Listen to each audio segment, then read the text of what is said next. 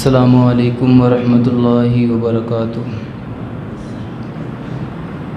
الحمد للہ الواحد الاحد الفرد الصمد الذی لم یلد ولم یولد ولم یکن لہ کفوا احد، والصلاة والسلام علی خیر العباد الذی اخرج العباد من عبادۃ العباد الی عبادۃ رب العباد، ومن ضیق الدنیا الی سعتها، ومن جور الادیان الی عدل الاسلام، اما بعد فاعوذ باللہ السمیع العلیم من الشیطان الرجیم من ہمزہ ونفخہ ونفثہ، بسم اللہ الرحمن الرحیم۔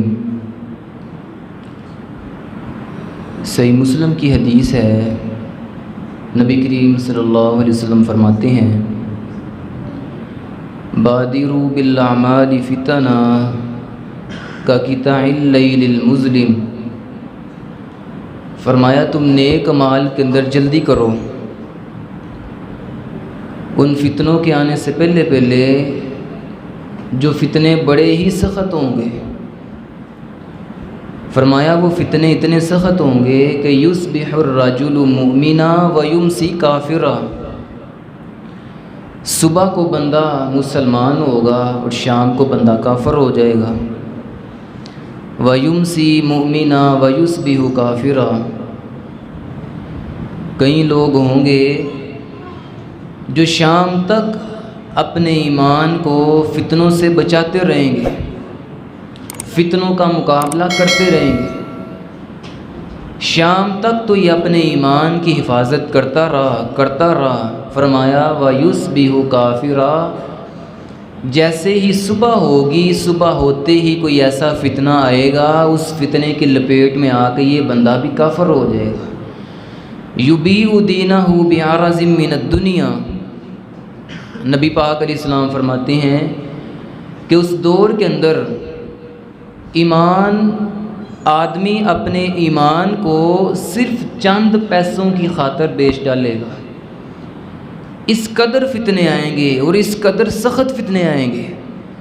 نبی پاک علیہ السلام فرماتے ہیں کالقابض علی الجمرہ، فرمایا اس دور کے اندر نیک اعمال کرنا اتنا مشکل ہو جائے گا، اتنا مشکل ہو جائے گا۔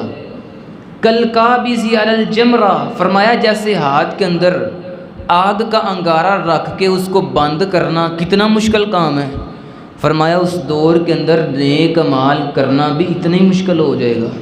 اور آج دیکھ لو، نیکی کرنا انتہائی مشکل بنا دیا گیا ہے اور گناہ کرنا آسان بنا دیا گیا ہے۔ اور نبی پاک علیہ السلام نے آگے یہ بھی فرمایا جو اس دور کے اندر، فتنوں والے زمانے کے اندر، فتنوں والے دور کے اندر دین پہ ڈٹ جائیں گے، دین پہ ثابت قدم ہو جائیں گے، نبی پاک علیہ السلام فرماتے ہیں اللہ اس بندے کو 50 شہیدوں کا اجر بھی عطا فرمائیں گے۔ جو دین پہ ثابت قدم ہو جائے گا نا، اس دور کے اندر نیک اعمال کرنے والا ہوگا، میرے محبوب علیہ السلام فرماتے ہیں اللہ اس کو 50 شہیدوں کا اجر عطا فرمائیں گے۔ صحابہ نے عرض کی اللہ کے رسول، یہ 50 شہیدوں کا جو اس کو اجر ملنا ہے، 50 شہید ہم میں سے یا اس دور میں سے؟ تو نبی پاک علیہ السلام فرماتے ہیں میرے صحابہ، تم میں سے 50 بندوں کو شہید کیا جائے، جتنا اجر اللہ نے ان کو عطا فرمانا ہے، اتنا اجر اللہ اس اکیلے بندے کو عطا فرمائیں گے جو اس فتنوں والے زمانے کے اندر نیک اعمال کرنے والا ہوگا۔ آج دیکھ لو کس قدر فتنے عام ہو گئے ہیں، نیکی کرنا بڑا مشکل بنا دیا گیا اور گناہ کرنا بالکل آسان بنا دیا گیا۔ آج کے دور کے اندر جو رکاوٹیں، نیکی کرنے کے اندر رکاوٹیں ہیں نا، ان رکاوٹوں میں سے ایک رکاوٹ یہ بھی ہے کہ لوگ کیا کہیں گے، لوگ کیا کہیں گے۔ اگر میں نے دین پہ عمل شروع کر دیا نا تو لوگ کیا کہیں گے، لوگوں نے مجھے باتیں کرنی ہیں، لوگ مجھے تانے دیں گے، لوگوں کی باتیں ہوں گی، لوگوں کے تانے ہوں گے، لوگوں کے اشارے ہوں گے، لوگوں کی انگلی ہوں گی، نہیں مولوی صاحب میں دین پہ عمل نہیں کر سکتا ہوں، لوگ مجھے باتیں کریں گے۔ لوگوں کی باتوں سے بچنے کے لیے بڑے بڑے نیک اعمال ترک کر دیے جاتے ہیں۔ دیکھو یہ شلوار ٹخنوں سے نیچے رکھنا کتنا بڑا گناہ ہے، کتنا بڑا گناہ، کبیرہ گناہ ہے۔ شلوار ٹخنوں سے نیچے رکھنا کبیرہ گناہوں میں سے ہے۔ لیکن بھائی ہمیں کوئی پرواہ ہی نہیں ہے، ہمیں کوئی فکر ہی نہیں ہے۔ یہ بے لذت گناہ ہے اور اتنا بڑا گناہ ہے۔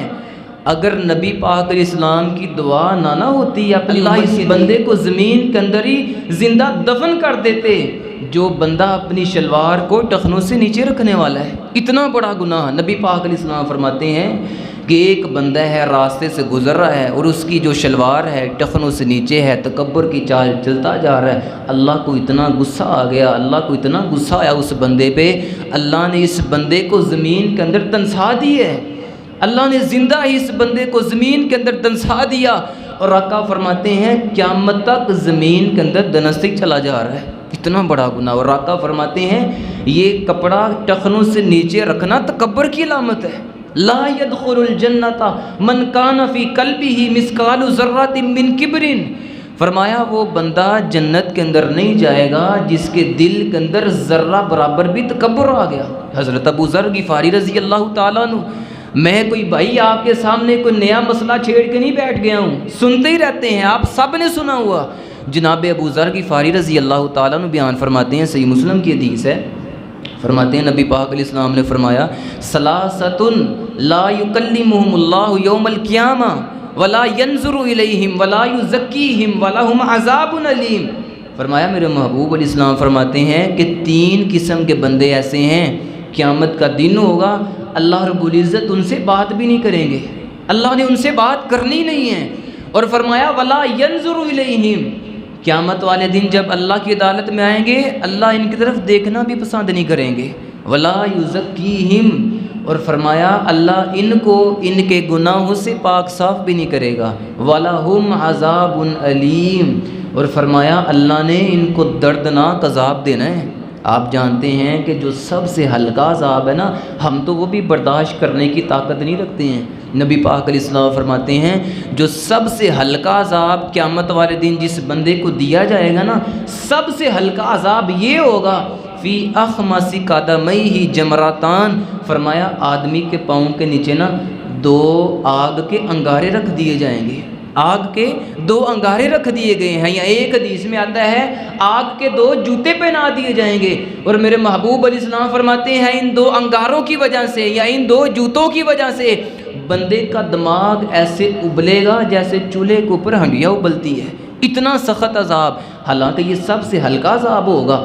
نبی پاک علیہ السلام فرماتے ہیں جس بندے کو یہ سب سے ہلکا عذاب ہونا ہے نا، وہ بندہ گمان کرے گا، وہ بندہ یہ سمجھے گا شاید اللہ نے آج پوری مخلوقات میں سے جتنا سخت عذاب مجھے دے دیا ہے نا، اتنا سخت عذاب اللہ نے کسی کو بھی نہیں دیا، اور اس بندے کو تو نبی پاک علیہ السلام فرماتے ہیں سب سے دردناک عذاب دیا جائے گا۔ کون سا بندہ؟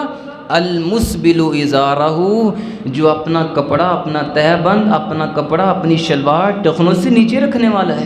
اتنا بڑا گناہ ہے، لیکن کیا ہے نیچے کیوں رکھتا ہے؟ لوگ کیا کہیں گے، لوگوں نے مجھے باتیں کرنی ہیں، لوگوں نے مجھے تانے دینے ہیں، لوگ مجھے مزاح کریں گے، لوگوں نے کہنا پانی آ گیا ہے، آپ کے پاس کپڑا کم تھا، آپ کے پاس کپڑا کم پڑ گیا تھا، لوگ طرح طرح کی باتیں کریں گے، اور یہ لوگوں کی باتوں سے بچنے کے لیے اتنا بڑا گناہ کر جاتا ہے۔ اس لیے بھائی ہمارے اندر یہ چیز نہیں ہونی چاہیے کہ لوگ کیا کہیں گے، لوگوں کی باتوں سے بچنے کے لیے ہم اتنے بڑے گناہ کرتے جائیں۔ دیکھو آج ایک بیٹا ہے اور بیٹے کی شادی پہ کیا کچھ نہیں کیا اس نے، سارا کچھ کیا اس نے، صرف لوگوں کی باتوں سے بچنے کے لیے۔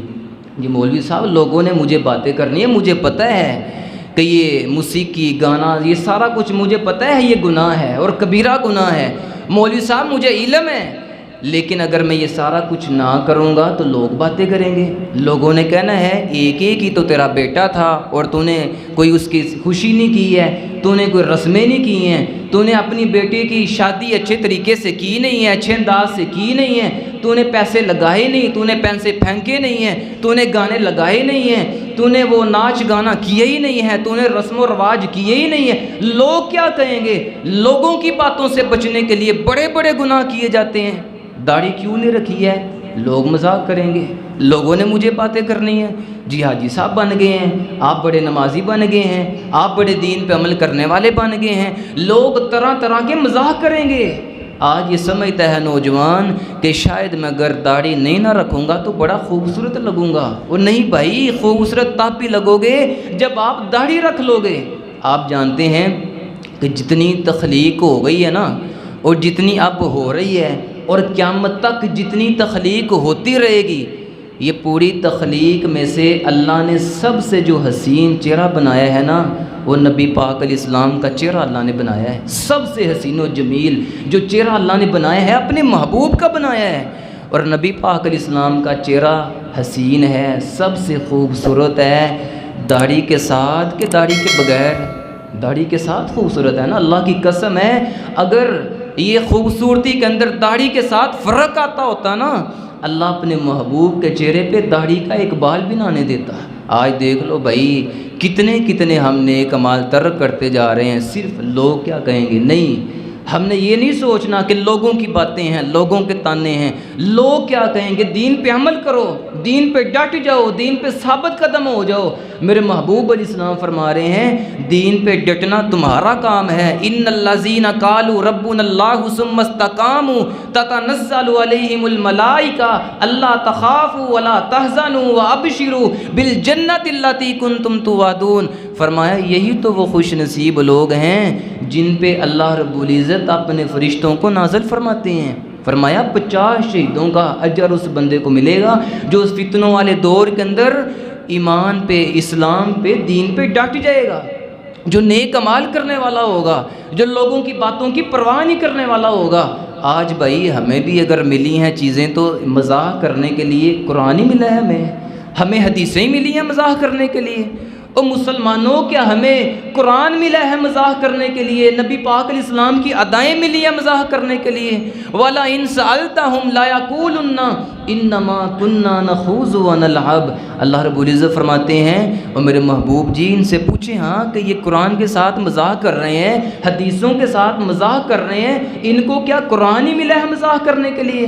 ان کو حدیثیں ملی ہیں مزاح کرنے کے لیے؟ قُلْ أَبِاللَّهِ وَآيَاتِهِ وَرَسُولِهِ كُنْتُمْ تَسْتَهْزِئُونَ لَا تَعْتَذِرُوا قَدْ كَفَرْتُمْ بَعْدَ إِيمَانِكُمْ۔ آگے سے پتہ کیا جواب دیتے ہیں؟ کہتے ہیں ہم تو ویسے ہی لگے ہوئے تھے، ہم تو ویسے ہی اللہ کے ساتھ مذاق کر رہے ہیں، ہم تو ویسے ہی قرآن کی آیتوں کے ساتھ مذاق کر رہے ہیں، ہم تو ویسے ہی نبی پاک علیہ السلام کی سنتوں کے ساتھ، آپ کی اداؤں کے ساتھ مذاق کر رہے ہیں۔ اللہ رب العزت فرماتے ہیں اب تم کوئی عذر پیش نہ کرو، لا تعتذروا قد کفرتم بعد ایمانکم۔ سادہ ترجمہ قرآن مجید کا، فرمایا عذر پیش نہ کرو، تم نے تو ایمان لانے کے بعد کفر ہی کر دیا۔ مزاح کرنے والے کوئی غیر مسلم تھوڑی ہیں، مزاح کرنے والے بھی ایماندار ہیں، کلمہ پڑھنے والے ہیں، لا الہ الا اللہ پڑھنے والے ہیں، محبت کے دعوے کرنے والے ہیں۔ اللہ رب العزت فرماتے ہیں فَلْيَحْذَرِ الَّذِينَ يُخَالِفُونَ عَنْ أَمْرِهِ أَن تُصِيبَهُمْ فِتْنَةٌ أَوْ يُصِيبَهُمْ عَذَابٌ أَلِيمٌ۔ اللہ فرماتے ہیں کیا تمہیں ڈر نہیں لگتا ہے جو میرے محبوب علیہ السلام کی حکم کی مخالفت کرتے ہیں؟ اللہ فرماتے ہیں کہیں ایسا نہ ہو جائے دنیا کے اندر ان پہ دردناک عذاب ہی نہ آ جائے۔ میرے محبوب علیہ السلام کھانا کھا رہے ہیں، پاس ایک بندہ بیٹھا ہوا ہے۔ نبی پاک علیہ السلام کا طریقہ یہ ہے کہ دائیں ہاتھ سے کھانا کھاؤ، وہ اپنے بائیں ہاتھ سے کھانا کھا رہا تھا۔ نبی پاک علیہ السلام نے فرمایا کل بیامینی کا، اور اللہ کے بندے میرا طریقہ، میری سنت، میری ادا یہ ہے کہ دائیں ہاتھ سے کھانا کھاؤ۔ کہتا ہے لا استطیع، دایاں ہاتھ تو میرا کام کرتا ہی نہیں ہے۔ حالانکہ صحابہ بیان کرتے ہیں دایاں ہاتھ اس کا اچھا بلا تھا، کام کرتا تھا، ہاتھ وہ اٹھایا کرتا تھا، منہ تک لے کے آیا کرتا تھا، لیکن کیا ہے نبی پاک علیہ السلام کے حکم کے سامنے اڑ گیا ہے، ڈٹ گیا ہے۔ کہتا ہے لا استطیع، دایاں ہاتھ تو میرا کام کرتا ہی نہیں۔ نبی پاک علیہ السلام فرماتے ہیں اگر کام نہیں نہ کرتا تو اللہ کرے لستطاعت، آج کے بعد کام کرے بھی نہ۔ آقا فرماتے ہیں اگر یہ اٹھتا نہیں ہے نا، اللہ کرے آج کے بعد اٹھے بھی نہ۔ صحابہ بیان کرتے ہیں دنیا کے اندر پھر اللہ کا عذاب اس پہ یہ آیا کہ مرتے دم تک ہم نے اس بندے کو دیکھا اپنا وہ دایاں ہاتھ اپنے منہ تک اٹھا ہی نہیں سکا تھا۔ بھائی یہ سزا ہمیں بھی مل سکتی ہے اگر ہم بھی نبی پاک علیہ السلام کی سنت کے سامنے اڑ جائیں گے، ڈٹ جائیں گے، مذاق کریں گے۔ اگر لوگوں کے ساتھ ہم مذاق کریں گے، یہ انگلیاں ہماری اٹھیں گی تو بھائی عذاب ہم پہ بھی آ سکتا ہے۔ آخری بات اور بات ختم کرنے لگا ہوں، نبی پاک علیہ السلام کے نا ایک صحابی ہیں جلیبیب رضی اللہ تعالیٰ عنہ، جو گاہے بگاہے سبزی فروخت کیا کرتے تھے، بڑے غریب سے صحابی ہیں، کالی سی رنگت ہے، چھوٹا سا قد ہے، نبی پاک علیہ السلام سے بڑی محبت کرنے والے، بڑے پیار کرنے والے ہیں، نبی پاک علیہ السلام کے پاس آتے ہیں، نبی پاک علیہ السلام کی خدمت میں حاضر ہوتے ہیں۔ آقا فرماتے ہیں او جلیبیب آپ کی شادی نہ کروا دیں؟ اللہ کے رسول جلیبیب سے شادی کون کرے گا؟ آقا جلیبیب کو اپنی بیٹی کا رشتہ کون دے گا؟ نبی پاک علیہ السلام فرماتے ہیں جلیبیب آپ شادی کرنے کے لیے تیار ہو جاؤ، میں آپ کی شادی کرواتا ہوں، جاؤ فلان ساری صحابی کے گھر میں چلے جاؤ، جا کے دستک دینا، جا کے صحابی رسول کو کہہ دینا نبی پاک علیہ السلام نے مجھے بھیجا ہے، اپنی بیٹی کا نکاح میرے ساتھ کر دو۔ جلیبیب رضی اللہ تعالیٰ عنہ چلتے جا رہے ہیں، دروازے پہ دستک دی ہے، دل کانپ رہا ہے، ڈر رہے ہیں کہ اندر سے پتہ نہیں کیا جواب آنے والا ہے، اندر سے ہاں ہوگی کہ نہ ہوگی۔ حدیث پاک کے اندر آتا ہے کہ اس گھر والوں نے پہلے کئی رشتوں کو ٹھکرا دیا ہوا تھا، پہلے کئی رشتوں کو رد کر چکے ہیں۔ جلیبیب رضی اللہ تعالیٰ عنہ دل کانپ رہا تھا، اندر سے پتہ نہیں اب کیا جواب آنے والا ہے، کئی رشتوں کو وہ ٹھکرا چکے ہیں، رد کر چکے ہیں، کئیوں کو والدین پسند نہیں کر رہے، کئیوں کو بیٹی پسند نہیں کر رہی ہے۔ دروازے پہ دستک دی، صحابی رسول باہر آئے، کہا جلیبیب خیریت سے آئے ہو؟ کہا ہاں نبی پاک علیہ السلام کا نا ایک پیغام لے کے آیا ہوں، نبی پاک علیہ السلام کا یہ پیغام ہے کہ اپنی بیٹی کا نکاح نا میرے ساتھ کر دو۔ کہا جلیبیب بڑی خوشی والی خبر لے کے آئے ہو، یہ تو بڑی خوشی والی خبر ہے کہ نبی پاک علیہ السلام کے نکاح کے اندر ہماری بیٹی جائے گی، نبی پاک علیہ السلام کے گھر میں ہماری بیٹی جائے گی، یہ تو بڑی خوشی والی خبر لے کے آئے ہو۔ کہا نہیں آپ کو سمجھ نہیں لگی ہے، نبی پاک علیہ السلام نے رشتہ مانگا ہے آپ کی بیٹی کا، اپنے لیے نہیں مانگا، میرے لیے مانگا ہے۔ تھوڑے سے نا پریشان ہو گئے، اتنے اعلیٰ رشتوں کو ہم نے ٹھکرا دیا، اتنے بڑے رشتوں کو ہم نے رد کر دیا ہے، آخر میں بیٹی کیا سوچے گی کہ میرے لیے جلیبیب بھی رہ گیا تھا، رشتہ دار باتیں کریں گے، لوگ باتیں کریں گے، لوگ تانے دیں گے، اتنے اعلیٰ رشتوں کو ٹھکرا کے آخر میں بیٹی کے لیے تم نے جلیبیب کو ہی پسند کیا ہے، لوگوں کی باتیں ہونی ہیں، لوگوں کے تانے ہونے ہیں۔ اندر گئے، بیوی کو علیحدہ کیا، مشورہ کر رہے ہیں اب کیا کرنا چاہیے، رشتہ قبول کر دینا چاہیے، نہ کر دیں کہ ہاں کر دیں، کیا کرنا چاہیے؟ آپس کے اندر نا دونوں میاں بیوی باتیں کر رہے تھے، بیٹی جو ہے پردے کے پیچھے سے اپنے والدین کی ساری باتیں سن رہی ہے، پردے کو پیچھے کرتی ہے، اور میرے والدین کیا باتیں کر رہے ہو، آپس کے اندر کیا گفتگو کر رہے ہو؟ اتریدانی ان تردا علی رسول اللہ صلی اللہ علیہ وسلم امرہ، اور میرے والدین کیا آپس کے اندر یہ باتیں کر رہے ہو کہ نبی پاک علیہ السلام کے فیصلے کو رد کر دیا جائے؟ اور میرے والدین کیا اس گھر کے اندر یہ فیصلے کیے جا رہے ہیں کہ نبی پاک علیہ السلام کا رشتہ ٹھکرا دیا جائے؟ اور نہیں میرے والدین، میں یہ نہیں جانتی ہوں تمہارا فیصلہ کیا ہے، میں یہ نہیں جانتی تمہاری رائے کیا ہے، تمہاری سوچ کیا ہے، تمہاری خواہش کیا ہے، رضیت لنفسی ما رضی علی رسول اللہ۔ اور میرے والدین سن لو، میرا فیصلہ یہ ہے، اگر میرے لیے میرے محبوب نے جلیبیب کو پسند کیا ہے تو میں نے بھی اپنے لیے جلیبیب کو ہی پسند کر لی ہے۔ آگے والدین کو تسلی دیتی ہے، انظروا الی من ارسلہ، اور میرے والدین آپ تو یہ دیکھ رہے ہو نا آنے والا کون ہے، یہ نہ دیکھو آنے والا کون ہے، یہ دیکھو اس کو بھیجنے والا کون ہے۔ پھر والدین کو تسلی دیتی ہے، واللہ لن یزیانی اللہ ابدا، اور میرے والدین پریشان نہ ہو، غم نہ کرو، اللہ مجھے کبھی بھی ضائع نہیں کرے گا، اللہ کی بات مان لوں گی، اللہ کے رسول کی بات مان لوں گی، میرا اللہ مجھے کبھی بھی ضائع نہیں کرے گا۔ یہ الفاظ میری اور آپ کی زبانوں پہ بھی ہونے چاہیے نا۔ اگر دین پہ عمل کروں گا، اگر گانے نہیں سنوں گا، فلمیں نہیں دیکھوں گا، اگر سود نہیں کھاؤں گا، اگر 5 وقت نماز کی پابندی کروں گا، لوگ جو مرضی کہتے پھریں، میری شلوار ٹخنوں سے اوپر ہو جائے، میرے چہرے پہ داڑھی آ جائے، دین کے مطابق اپنی زندگی کو بنا لوں گا، لوگ جو مرضی کہتے پھریں، میرا اللہ مجھے کبھی بھی ضائع نہیں کرے گا۔ اس لڑکی نے بھی یہی الفاظ کہے ہیں۔ اور میرے والدین غم نہ کرو، اللہ کی قسم میرا اللہ مجھے کبھی بھی ضائع نہیں کرے گا۔ اور اللہ نے پھر ضائع نہیں کیا، اللہ نے دنیا بھی بنا دی ہے، اللہ نے آخرت بھی بنا دی ہے، اللہ کی مانی ہے، اللہ کے رسول کی مانی ہے، اللہ نے دنیا بھی بہتر کر دی، اللہ نے آخرت بھی بہتر کر دی۔ جناب انس بن مالک رضی اللہ تعالیٰ عنہ فرماتے ہیں، مصنف عبدالرزاق حدیث کی کتاب کے اندر یہ موجود ہے، فرماتے ہیں وَلَقَدْ رَأَيْتُهُ إِنَّهَا لَمِنْ أَنْفَقِ بَيْتٍ فِي الْمَدِينَةِ، اور لوگوں پھر میں نے اپنی آنکھوں کے ساتھ تو وہ دور بھی دیکھا، وہ زمانہ بھی دیکھا جب مدینہ پاک سے زکوٰۃ اکٹھی کی جاتی تھی اور لوگوں سب سے زیادہ مال جو حبیب کے گھر سے جمع ہوا کرتا تھا۔ اللہ نے دنیا بھی بنا دی، آخرت بھی بنا دی، تو بھائی لوگوں کی باتوں کی فکر میں نے اور آپ نے نہیں کرنی، دین پہ ثابت قدم ہو جائے، دین پہ عمل کرنے والے بن جائے۔ نبی پاک علیہ السلام فرماتے ہیں جو فتنوں والے دور کے اندر دین پہ ڈٹ جائے گا، ثابت قدم ہو جائے گا، اللہ رب العزت اس بندے کو 50 شہیدوں کا اجر عطا فرمائیں گے۔ صحابہ نے عرض کی یہ 50 شہیدوں کا اجر جو اس کو ملنا ہے اللہ کے رسول، یہ اس دور کے 50 شہید یا ہم میں سے 50 شہید؟ فرمایا تم میں سے 50 بندوں کو شہید کر دیا جائے، جتنا اجر اللہ نے ان کو عطا فرمانا ہے اتنا اجر اللہ اس بندے کو عطا فرمائے گا جو فتنوں والے دور کے اندر نیک عمال کرنے والا ہوگا، دین پہ ڈٹ جانے والا ہوگا۔ اللہ رب العزت سے دعا ہے اللہ رب العزت سے ایمانوں کے اندر مجھے اور آپ کو اس پر عمل کرنے کی توفیق عطا فرمائے۔ وَأَقُولُ قَوْلِي هَٰذَا أَسْتَغْفِرُ اللَّهَ لِي وَلَكُمْ وَلِسَائِرِ الْمُسْلِمِينَ۔